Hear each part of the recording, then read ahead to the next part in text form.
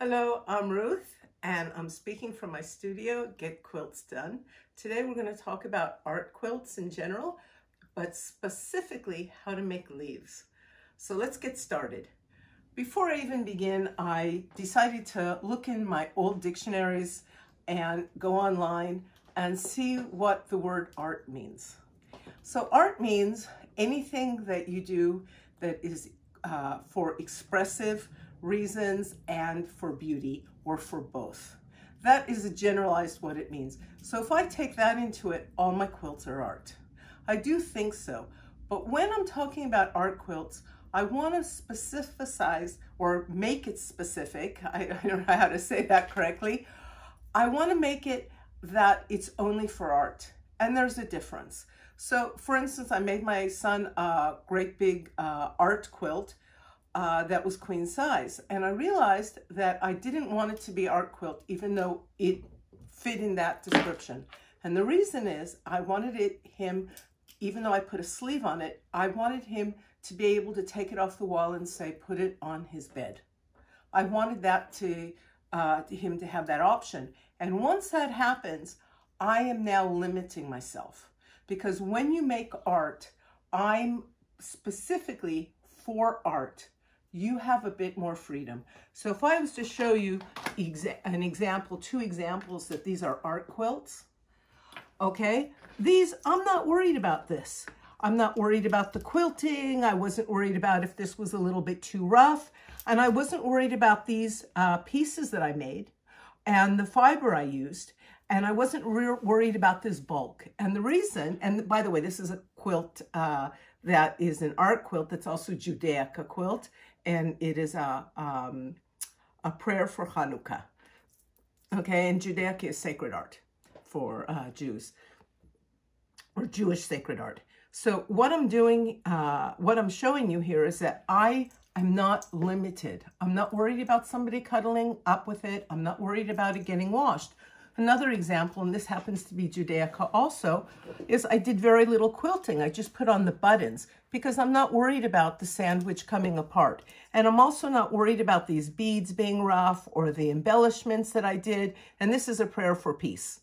So even though you don't have to use those materials, you can. You are opening up the doors to not worrying about the utility, if it's going to be on a table as a table runner, or on the wall. You're opening it up. There's no utility for it except for art's sake.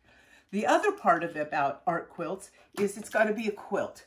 So even though my art quilts and how I work affects how I do regular art or other Judaica, it still doesn't make it an art quilt. So for instance, these two, I used what I've been learning to do all my whole life, and that's to do quilt stitches, to embellish. This is another prayer for peace. This says shalom, which means, and a lot of people know, it means peace and also means welcome. So it's on the entryway. So I embellished it, I painted it. I'm not worried about it being washed, but it's not a quilt.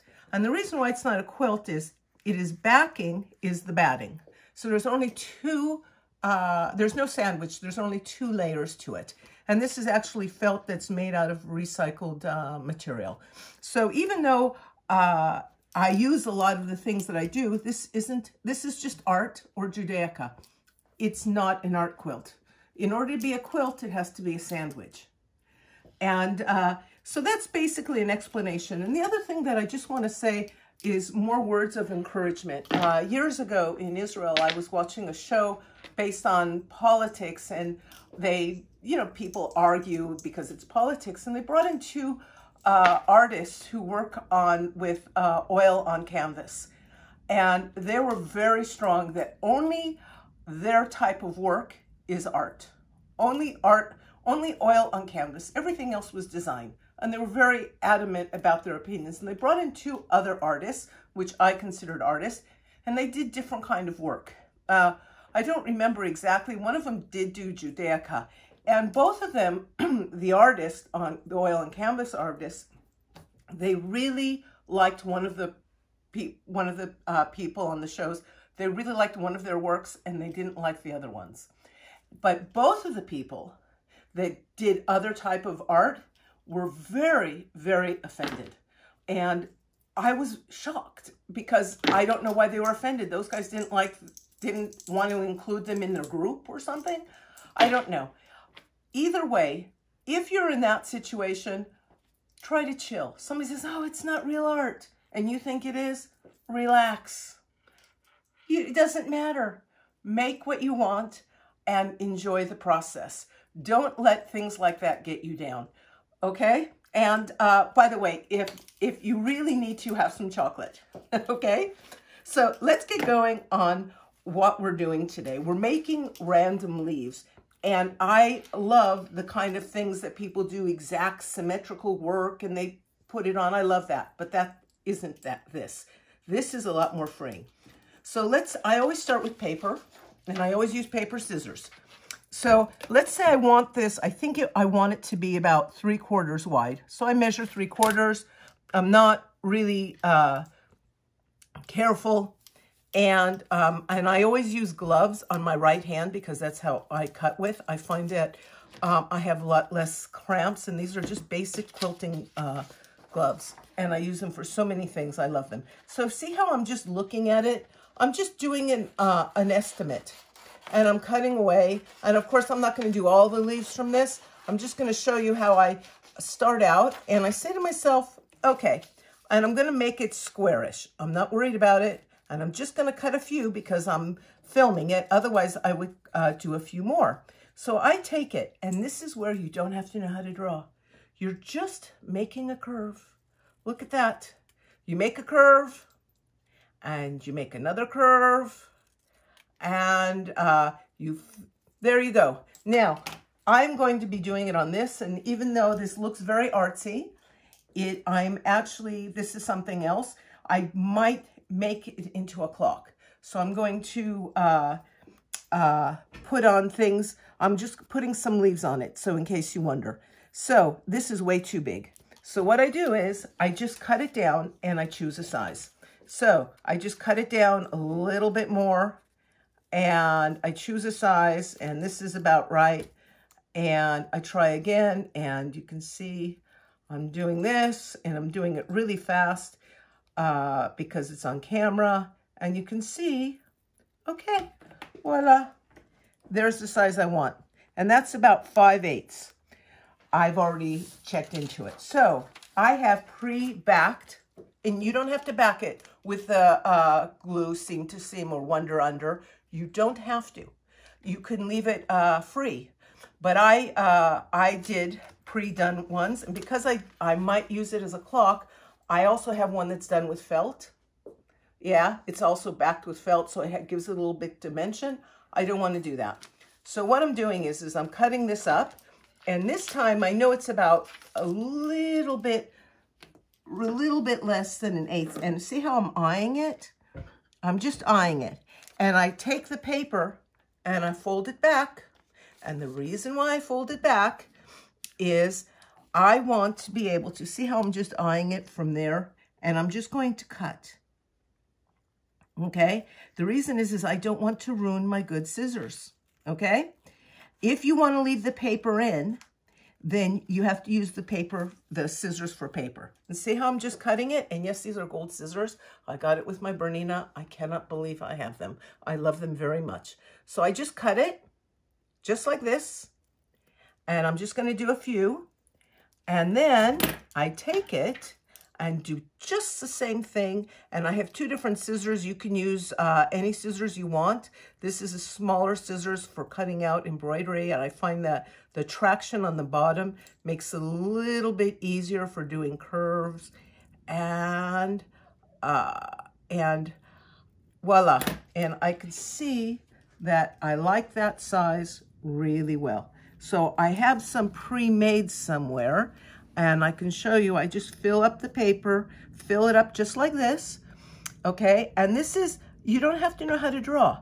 This is from eQuilter 8, the original drawing, and I just manipulated it a little bit, and I added some extra things for the trunk.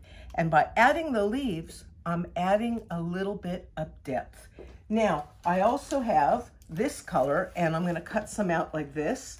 I'm going to cut out just a little bit on the side here with the paper and fold it back, or I'll just do it because I'm in a hurry. I'll just cut it just one or two because I don't know if I'm going to use one or the other or both. So I'm going to take this off the paper. Yeah, of course the paper is taking a while. Okay. Wow.